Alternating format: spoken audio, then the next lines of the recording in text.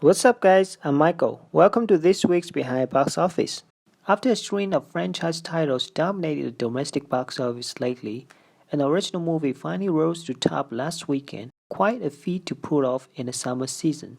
Nope, directed, written, and produced by hotshot Jordan Peele, opened to an estimated $44 million in North America, dethroning Thor Love and Thunder in its third weekend. It's easily the highest opening for a wholly original film since Once Upon a Time in Hollywood back in 2019, but fell a bit short of beating Halloween Kills at $49.4 million, which currently holds the post-pandemic opening records for both the horror genre and R-rated movie. Nope's triumph is especially rare nowadays, being an absolute original, not from any established franchise, not based on a video game, not adapted from a book, a TV show, or a celebrity's real life. It's only the second original movie to take the top slot this year behind The Lost City in March, which rolled on a $30.4 million opening to finally reach the century mark. But there's a little warning sign for Nope.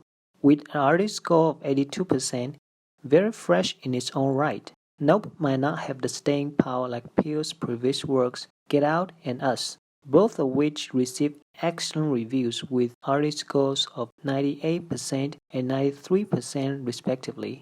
At this point, Nope has little chance of catching up with the other two at around $175 million each.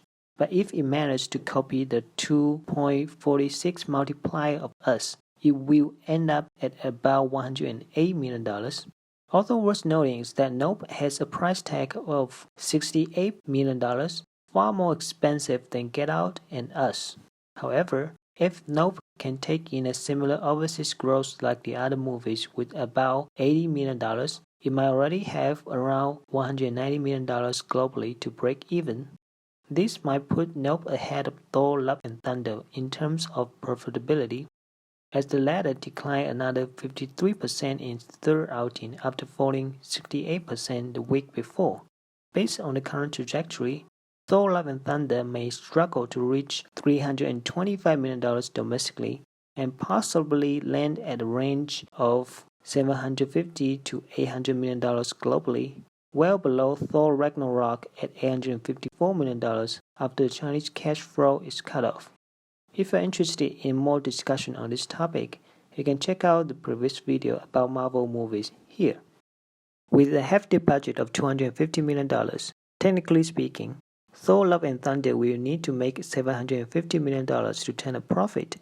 Even if both films reach break-even line ultimately, Nope will still have an upper hand, because Nope is poised to have a higher share of domestic box office receipts, around 2/3 for Peele's previous works and slightly lower for Nope in our projection, of which studios typically have a larger cut than of overseas gross, as opposed to Thor Love and Thunder with a nearly 45 to 55 split. So if Nope earned a couple more millions above $190 million, it will translate into a higher profit for Universal than Thor for Disney with the same amount of increments. Nope is not going to be a massive money-making vehicle like Us, which, according to the Deadline website, turned in a net profit of $190 million for the studio, or 6 times of its production cost. Nevertheless, this should be seen as a thumb up for Universal, as not many studios nowadays are willing to take a risk of producing an expensive original movie in this franchise-dominated era.